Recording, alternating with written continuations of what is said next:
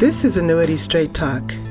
Since 2008, your host, Bryan Anderson, has helped clients nationwide navigate the complex market for annuities. With Bryan's assistance, hundreds of clients have achieved a profitable and secure retirement. I would know, because Bryan has answered many of my questions concerning annuities and retirement planning. So that you can benefit as well, let's get started. Here's Bryan.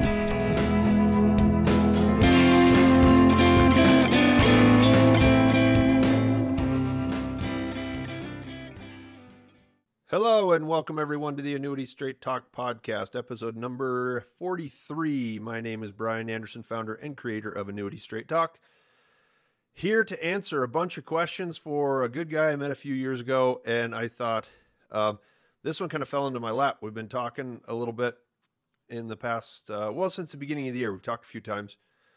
It's kind of a cool story. I've known this guy for, it was 3 or 4 years ago. He signed up on the website, and I was living in Whitefish at the time, and I remember wife and kids, we were all getting ready to leave for the weekend in the summertime. I don't remember what we were doing, but I kind of had an open schedule, and so I was at the grocery store getting snacks and food and stocking the cooler and all that stuff, and my phone rang. And I thought, oh, what the heck? So I answered it when I'm walking around the store, and the guy said, hey, I signed up for your website a while ago, and I've been reading all your letters, and just want to let you know that I'm in Kalispell right now. That's right down the road. We're visiting our son who lives here. And I was wondering if maybe you had time to get together this afternoon. And I thought, and I mean, I don't get a chance to do that. I get a lot of people come visit me, after we've done business, people that I've known for a while. But I thought it was really cool that he asked me to do that. I said, well, yeah, I've got an open afternoon, so sure, I can do that. And so yeah, we went met at a coffee shop, and we sat down and we had a really nice conversation. And he was a few years out from retiring, so you could tell, as with a lot of people, like he was a really good saver, had done really well. They're really, really nice people. And yeah, I like them a lot. They're fly fishermen too, so we kind of have that to talk about. Anyway, so, but he'd done a really good job saving and all that, but never really gotten into all the investments. So when you do that, it kind of, it's kind of like drinking through a fire hose a little bit. So it's, and I talk about, the 10 reasons people don't buy annuities, all that stuff way back in the first podcast. And a big thing is like, you don't know what you don't know. And if you haven't paid attention to it for a while, it can be pretty daunting a task. Anyhow, so he's getting close to retirement within the next year. And he engaged in the conversations again. Again, he's been reading stuff. And from time to time, he's emailed and asked questions. And that's how a lot of people do it, to be honest with you. One thing that's been good about the newsletter and now the podcast is people that work with me get to see me actively working on things and doing stuff on a consistent basis. I think it's nice for them. And then also, lots and lots of people start researching these things well before they're ready to make a move. And for this guy, he's, in his 70s now. And, he's got a 401k with his employer. And so he doesn't have to take RMDs if it's a 401k, which is great for him. So he didn't really have a need to do it. And now, he's at the point where, okay, it's time to make some decisions. So, I'm going to share my screen and I'm going to show you. He wrote me this long email this morning, and he had 15 questions about what I showed him. And he met with a couple other people. And it was one of those things where his other options were extremely dramatic. And I thought, I think the other two guys that he spoke with and got proposals from did a disservice to him. Would love to hear their reasoning, but I doubt I will. Anyhow, so I said, hey, let's go. Let's keep it simple. This is what I would recommend doing.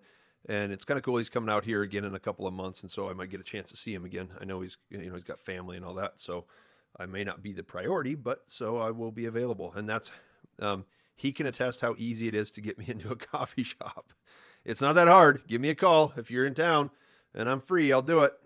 So, here we go. What I did is I simply, copied and pasted his questions. Okay. It came in an email and I looked at it and I thought, wow, that's a lot of questions. And now, if you're nice to me and you respect my time, I'll do a fair bit of work for you and I'll answer your questions. I'm a fairly patient person and I'm not immediately worried. I don't know if we'll do business.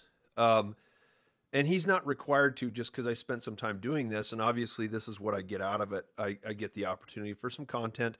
And then it's potentially for other people. A lot of people call me that don't really know. Oh, I don't know what to think. I don't know what to do. Or, I think a few months ago, I had one guy who signed up at about, 5 or 6 different places online to get information and he got hammered. And I feel bad for people that get it that way. I certainly understand that. I mean, just today I've had 4 or 5 brokers, wholesalers call me and, hey, I was wondering if you could use any help with your, I'm like, listen, no, I could use help by you leaving me alone. So I understand what it's like to have people hound you. And that's why I really try not to do that. So the newsletter, the podcast, they're out there if you guys want information. And it's kind of a low pressure way for me to kind of keep in touch with everybody, let you know how things develop over time. So anyway, but what I recommended this guy was just a deferred index annuity. And it wasn't necessarily what I think he should do, but it was a way to improve on some of the things he'd already seen. So it was right down his alley there, and I'll explain it as I go through it. So in the index annuity, so his first question was in reference to the plan that you sent me on page 5, there are 4 allocation selections. So for the illustration that I did, I elected 4 things that had 25% each. And he said, I am assuming the 4 comprise everything that the plan has invested, correct? And so I don't know exactly what he's asking by that, but I can, essentially the 4 allocations that I show represent the entire amount of investment. Yes. So the entire amount of money that he puts into there was divided in 4 different areas. The contract itself, however, has another 12 options. So this is not how it has to be allocated from the beginning. Rather, it represents a conservative allocation that produces reasonable results. I'm not shooting for the top. I could show more. Okay. There's much more potential in the contract. We'll evaluate options on an annual basis. But again, I was just showing him, it was an idea to say, hey, this is kind of how the contract works. This one's fairly simple in relation to, or relative to the other ones you've seen. And so the idea was just to get him to show him how it works. Now, people will obviously, once they wrap their head around it, they might say, well, I think I'd rather do a little bit of this or a little bit of that. Okay. So question 2, one of the allocations was the fixed rate account. And so every index annuity has a fixed rate option where you can put a piece or all of your money in there. So he said, would the guaranteed interest earned on 25% of the portfolio or on the entire portfolio? That's a good question. Some people would think like, oh, the whole account is guaranteed 2.9%. But that's the fixed rate, and 25% of the investment account is allocated to that. So the 25% will earn 2.9% for the first year. Now it doesn't have to be 25%. That's just what I did for the illustration. I was trying to make it pretty reasonable results. I wasn't shooting for the moon. We certainly could do that. Lots of guys do. But again, we want to demonstrate a likelihood of achieving a reasonable result. And the more conservative you are, the more likely you have it to happen. Now, obviously, we're going to go for the most that we can get. I think I'll go into that later. So, and then every year you get a chance to change that. So like in the past year or two, there have been a lot of people really concerned about the market. They said, just put it all in the fixed rate for the year and I'll worry about it next year. Which with the S&P 500 being down in the past year, that was a good idea for someone to get, 2-3% in some cases, depending on the contract. So then we go into a question that a lot of people have. So he says, I don't understand the S&P low volatility daily risk control. And that is an index option in the contract. So it's a great question to ask. And this is a quick explanation for it. We can go into a little bit more detail, but the S&P low volatility daily risk control is an index that uses the S&P 500, but is managed for lower volatility than just the S&P 500 itself. So what they do is they use cash to balance with the S&P 500. When volatility is high in the stock market, the index is going to put a majority into cash to reduce the volatility and limit losses. When the volatility is low, more money is moved into the S&P 500 to increase returns. It's similar to what you do if you're actively managing an index fund. for to mitigate losses. Okay. Essentially, if the market's real high and you want to switch to cash, maybe you switch a portion of your money to cash, reduces the potential losses if there's a correction. It's the same thing that managers do all the time. This is simply an index run by S&P. So then he asked, number 4 is, I also don't understand the S&P multi-asset risk control. So you can tell these are 3 of the 4. It's the fixed rate in these ones. So the S&P multi-asset is similar to the above, except the volatility is controlled by a daily adjusted blend of S&P 500, gold, and U.S. Treasuries. Again, it's kind of like an actively managed portfolio, but with a different blend of assets. And then he goes on to ask about the same with the Fidelity multi-factor yield. Please explain. I guess I didn't answer the 0% margin. So he'll probably come back with that. So this is similar as well, but Fidelity, instead of using the S&P 500, they use 6 different global equity and commodity indexes on the investment side.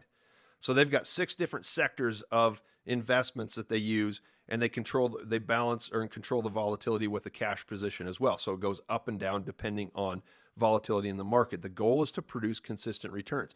Insurance companies like these indexes because they have more price control. So you see less variability in your renewal rates from year to year, and they're all set to do, they're set to do well, in the 5 to 6% range or something like that with rates where they are now. And that's good for a conservative, safe investment. So obviously there's enhanced options, and then there's 2-year options. There's all sorts of stuff where you can drive that a lot higher. Lots of different ways to do that, but it goes into a little more technical details of the contract. So, next question. On page 6, with no withdrawals and no growth, why does the minimum guaranteed surrender value reduce by $45,000 on year 1 through 10? So he was slightly mistaken on this. So that in the first year, the $45,000 in year 1 represents the maximum surrender charges and market value adjustment.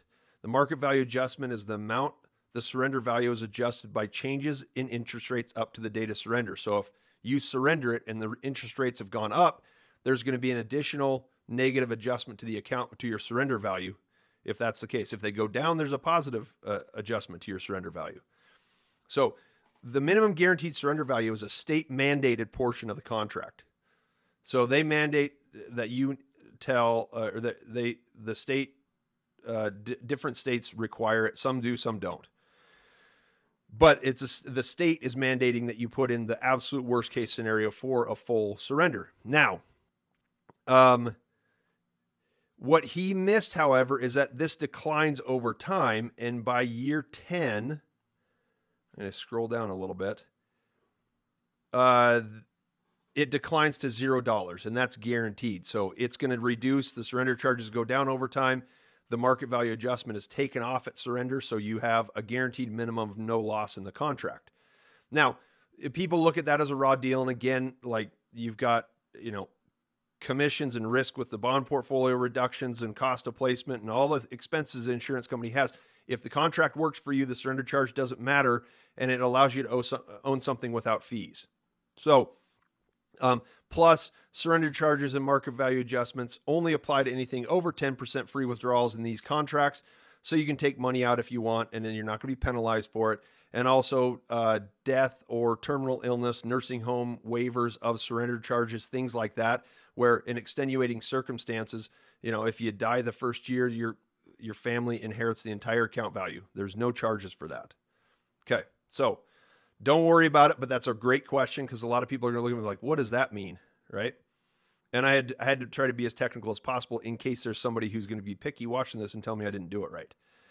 Okay, so 7, at our age, we would be required to take the RMD the first year. This would obviously reduce that value further, correct? So he's talking about the guaranteed minimum surrender value. And what I said is the required minimum distribution would only decrease the account value, but would not affect the guaranteed minimum surrender value. The percentage of the remainder would be the same, but it's not going to be a negative effect on the contract at all. So my analogy, just like taking out money out of your bank account. If you take a withdrawal out of the bank, there's going to be less money in there, right? So question 8, with the chart showing 0 withdrawal, do you have something that could run that would show the values yearly with the RMDs being taken out. So yes, we can illustrate anything you want, including custom amounts each year. You can have, 5% one year, 10% the next, 3% the next, and we can manually calculate what those withdrawals would be. And there's also an option in all of the illustration software where you can just check a box and say RMDs for distributions. And it'll calculate, because it's got the tables in the software, and it'll calculate the account value plus what your required distribution would be for that year. So number 9, with RMDs taken out yearly, I believe that you told me another 10% could be taken out yearly if needed without penalty. Correct? Partially correct. This is something to clear up for everyone. You can take a total of 10% in free withdrawals each year. If your RMD is 4%, then you can take an additional 6% without penalty. So it's a total of 10%. The RMD will take that down a little bit, which this is not, according to their income plan, everything doing, this is not a deal breaker for them. So in the rare case when the RMD is greater than 10% of the account value, you are able to take the full RMD without penalty. Highly unlikely that would happen in this contract. Even if it did, it wouldn't be until they're in their 90s. Which they'd be surrender free by then anyway. So it's a moot point, to be honest with you. In certain multi-year guarantees, any shorter term annuities, some of those only have interest available withdrawals. That might not be enough to cover RMDs. It's considered RMD friendly. Almost every contract I can think of, even if your RMD is over the penalty free amount, they will not penalize you for that. Number 10 relates to something a lot of people see in the illustration. And it's irrelevant to any way I sell the annuities, but it's something that you need to understand. A lot of people see it and like, oh, wait, I don't know. So on page 2 under annuity payout options, am I correct that the monthly payment could be $34.04 with $380,000 still remaining at maturity? So $380 was what he's going to put into it. And you got to understand that those are two different things. The annuity payout option is just an option. It's what happens if you decide to commute the cash value for guaranteed lifetime income payments. If you take that option, there is no cash remainder, just guaranteed payments for life. So it's not both and, it's one or the other. And I said this is only an option and not how I recommend using the contract. Now, where that might come in to be beneficial is if they have this contract for 10, 15 years and there may be a point where it's advantageous, but all annuities have that. That's what makes them annuities, is the ability to commute them for a guaranteed lifetime income stream. But it's not that you get the guaranteed income and your principal remains intact. I mean, if I had $3,400 a year with $380 remaining at maturity, woo, like that's 115 years old. Geez. Yeah, I wouldn't have time to record a podcast. I'd be doing paperwork. So I kind of hinted to the next question. So it looks like this annuity could be in place until the age of 115. Is that correct? If so, and if we live that long, could we renew every 10 years until that age? And I tell a lot of people this, the maturity date is mostly irrelevant at this point. What it means when the maturity is age 115, it means that you have to do something with it. You either have to take the money out or you've got to turn it into guaranteed lifetime income payments by the age of 115 if you haven't done it already. What I tell people is if you're still alive and kicking at 109 years old and this contract's humming along, we'll start talking about it. But maturity doesn't mean anything except for that's when you got to exit the contract. You have to, okay? The 10 years only refers to the surrender schedule, nothing more. It only refers to the point in time when you have 0 surrender charges. You do not have to change anything. He does not have to renew the contract every 10 years. Now, what a lot of guys are going to say is like, well, yeah, we'll just renew it every 10 years. They're going to try to sell them a new 10-year contract every 10 years. And that would be slightly greedy. It would be really greedy. So after the 10th year, you simply have 100% liquidity and are not forced to do anything else with the contract. You can continue using it, working it, making allocation changes every year, picking your withdrawal. You can take up to 100% of the money. Okay? Pretty simple. So number 12, he gets more into his specific situation. Are you recommending that my wife sign up for the 10-year plan, or do you think it would be better to look at ones offered from 3 to 5 years, or to put some of it in 10 years and the remainder in something shorter? Of course, we have mine to consider too, either now or early next year. And that was the point, is they were doing it in stages. One of the things I didn't like about the other proposal he received is both of those companies told him that he should move all of his money now. And, my recommendation was about 30% of their portfolio, maybe a little bit less. And I said, I think you should just, as you get to know this, you should step in slowly, make incremental changes over time. Remember, he's still working, has a 401k. So if he moves it to an IRA, he's going to have to take an RMD. That would be a bad move for him. He also has some really nice bonds that are like 4 or 5 years to maturity where he's making 5% on them. They told him to sell those. No, don't sell those. Keep them. So, and the point was, I showed him a 10-year contract because it holds the most growth potential. And I was up in a competitive situation. So I had to use the best numbers I could find. And again, I didn't go crazy and didn't show him the highest possible yield in the contract. I showed him something reasonable, but I had to have a contract that would stack up closely to the other ones that he had seen. So there certainly are other short-term options available, some being as short as 3 years. So that's one thing we do. Where I start, when I give you an option, I'm most likely just explaining the strategy or the idea, okay? And telling you how everything is going to work. In addition to that, we look at that contract, and typically I give everybody options for different surrender terms, different products. And we usually look at probably 5 or 6 different ones, within a range. I mean, I know which ones are worth looking at, which ones aren't. Okay. But the idea is my first, educational information, which is what I would consider this, is not a proposal, and you're not locked into it. It's not the only thing I do. Okay. So then he goes 13. After we talked the other day, I got a voicemail, never talked to the guy, that was offering an annuity for 5 years. First year was either 4.5 or 4.8. In years 2 through 5, it reduced to 3.85 for an average of 4.05.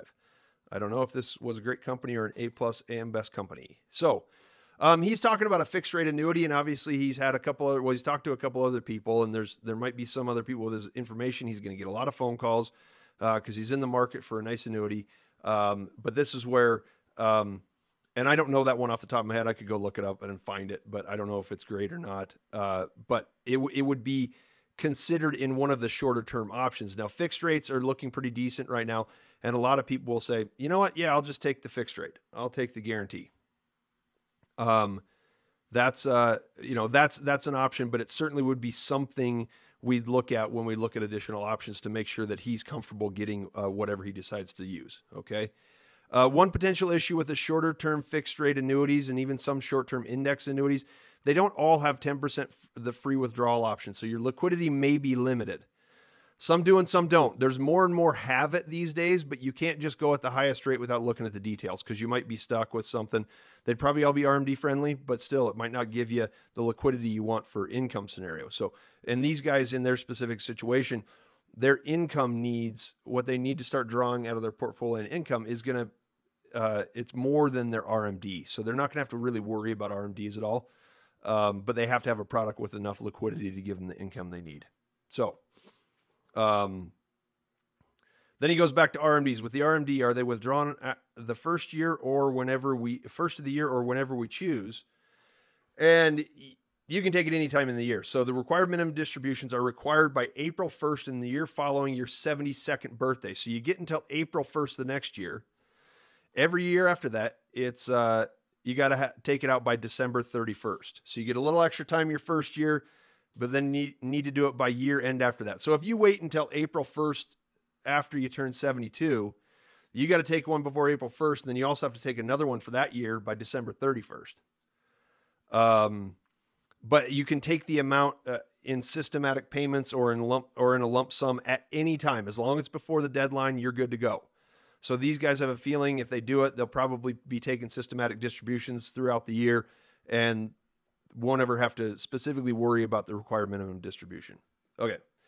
And this is kind of a good question a lot of people ask. So this is 15th and final question. I'll bet he has more. I should call this part 1 because every time I think these are good for people to see. It's going to answer questions for some people that haven't, just haven't thought it through. We get there's no stupid questions. There's just there's little things that, you've been taught, you've learned that things that that maybe seem to contrast with this or contradict it. And it's important to just know what you're, not be afraid to ask the question, because there's usually always a very simple answer. So he said, if we signed up, would the entire amount that we want to transfer to the insurance company be done on forms that you offer, or do we have to do it ourselves? You know that she has Fidelity and TD Ameritrade. So a lot of people look at this like, well, I don't even know how to get an annuity, so I wouldn't know how to start. But this is all, the transfer forms are all part of the application process and part of the paperwork you sign. So separate from the annuity application is a transfer form for anybody that's using a third-party custodian, right? You sign that as part of the application. The insurance company sends it to Fidelity or TD, and the two companies will handle it with themselves. So the form goes out from the insurance company to the resigning custodian. Custodian's got a certain period of time. They're usually all pretty good about it. Usually takes about 10 days to do the whole thing. So that's a question everybody has in their situation. And I'll kind of add something here. He's got a 401k, and he can maintain tax classification on that, but his annuity is going to be a traditional IRA. So IRA to IRA, 401k to IRA, there's no taxes paying, there's no penalties on it. So that's just another addition to that. So anyway, those are part one of my annuity questions. And I think I'll probably do some more when I get more. I just thought it was a perfect opportunity. I was going to spend some time answering the questions. I'm happy to do it because he's a great guy. And we will maybe do it again next time I get a really good question. So that about does it for episode 43. If you have annuity questions or anything that you'd like clarification on this, you can go ahead and reach out to me. The questions themselves will be on the newsletter page when this comes out. I'll send it by email in a couple of weeks when the time is up for this one. And if you want to chat with me, you can call me at 800-438-5121. I explained to you how this guy got me in a coffee shop quickly by calling me on a day when I was free. Pretty easy to do. So Western Montana is beautiful this time of year. I'd love to see some of you guys come out. And if you want to meet up, let me know. So schedule a call by clicking on the top right corner of any page on AnnuityStraightTalk.com if you need something from me, or respond to the email that this goes out to if you're on my list. This is going to be on YouTube if you want to see the video. It's on any of your favorite podcast platforms. Go ahead and subscribe if you want to be notified as soon as they come out. Anyway, my name is Bryan Anderson. I appreciate you stopping by. Thank you for hearing me out, and have a great day. Okay, bye.